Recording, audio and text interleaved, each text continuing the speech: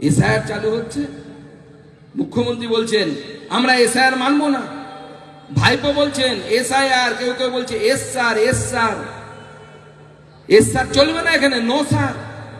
আরে ভারতবর্ষের সাংবিধানিক সংস্থা ইলেকশন কমিশন অফ ইন্ডিয়া, তাকে মানবো না, তুমি কোন হরিদাস পালে তুমি মানবে না?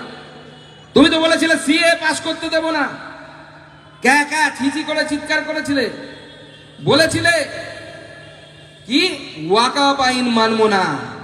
এখন ঠেলার নাম বাবাজি। কালকে নোটিফিকেশন বের করেছে পশ্চিমবঙ্গ সরকার যে সমস্ত ওয়াকআপ সম্পত্তিকে অনলাইন করতে হবে, এবং পরিষ্কার বলে দিচ্ছি এসআর শুরু হয়ে গেছে। সিএও কোনো বাবা বন্ধ করতে পারেনি, তৃণমূল কংগ্রেসের কারো বাবার দম নেই যে এসআইআর বন্ধ করবে। এসআইআর হবে এবং এসআইআর চলবে।